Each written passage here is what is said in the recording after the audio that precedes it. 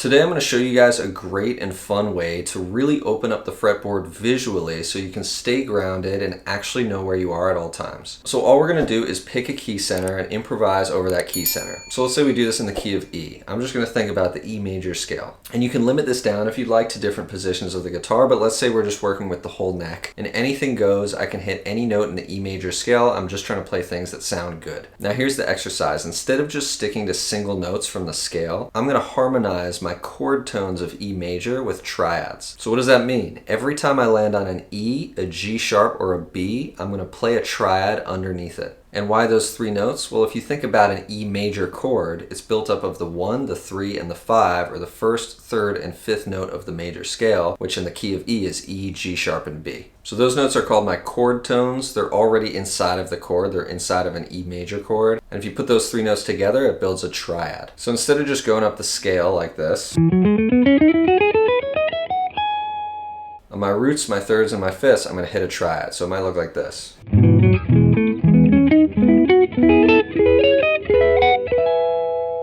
So let's slow that down a little bit. All I did was play through an E major scale, but every time I hit a root, third, or fifth, I was harmonizing below it with the remaining two notes of the triad. So I started on my root here, and under that note, I hit my fifth and my third.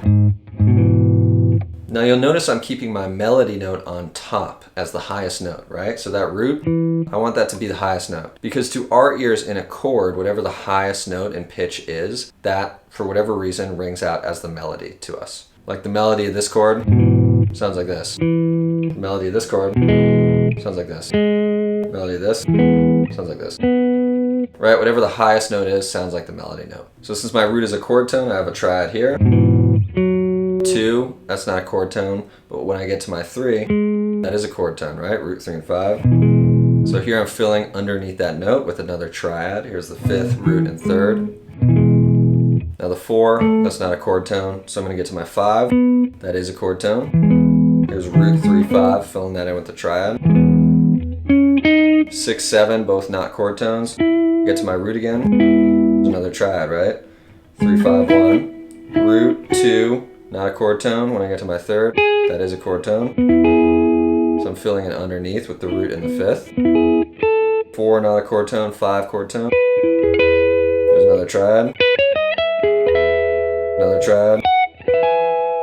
So every time I hit a note that's in the E major chord, I'm playing an E major triad. So why am I doing this? Well, whenever you're playing over any chord, you want to be able to see where that chord is up and down the neck. And the reason for that is that all the notes in the chord are going to sound pretty good when you play them while that chord is happening. So if I can see a bunch of chord tones up and down the neck, I can stay grounded and at least be able to pinpoint some ideal notes to play over that chord. And whatever I do play will typically sound more intentional and confident. Because even if I bring in other notes from the scale or chromatic notes, whatever I want, if I resolve on chord tones, it's just going to sound like I really know what I'm doing. So now instead of just going straight up and down the scale, let's say I mix it up a little bit and improvise more, but I'm still going to make sure that I hit the triad when I land on a root, third, or fifth. So let's see what that sounds like. I'm just going to hold out an E drone for this.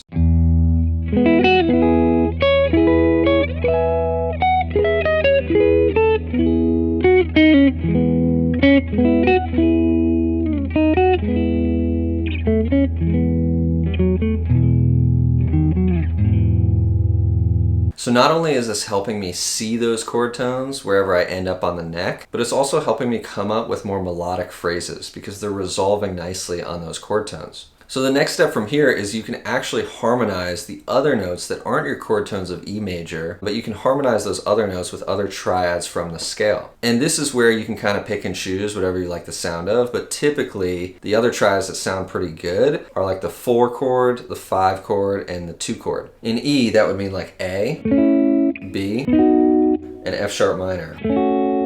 And I'll show you what I mean. If I'm just going up the scale like 1, 2, 3, 4, 5, and I harmonize the root with my E, the 2 with my F sharp minor because that's in an F sharp minor, my 2 chord, and then the 3 with an E. The 4 is also in an F sharp minor chord because my 4 in the key of E is an A, and A is the minor third of F sharp minor, it's in the chord. So there's another F sharp minor triad. When we get to the 5 of E, back to an E triad. So it's going like E major, F sharp minor, E major, F sharp minor, and E major again.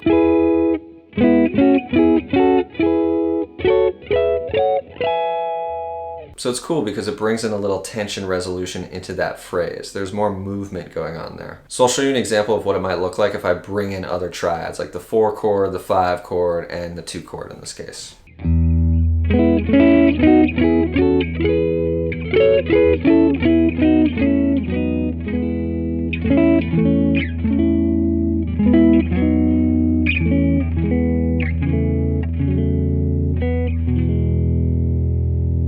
So I'm getting a really strong sense of the key of E major up and down the neck and where all those notes are. And I'm also getting a really strong sense of where all my chord tones are for E, and once I start bringing in those other chords too, where those chord tones are as well. And also just tonally, I love the sound of these moving triads, so it's something that you can add into your repertoire. If you like this sort of thing and you really want to make these connections up and down the fretboard, open everything up and play more freely, I'm leaving a link in the description where you can book a free call with me. We can talk about you as a guitar player, what might be holding you back from reaching that next level, and to see if I can help you. And if it makes sense, I do offer mentorship, so we can talk about that as well. But in any case, if you enjoyed the video, please give it a like, comment, and subscribe, and I'll see you in the next one.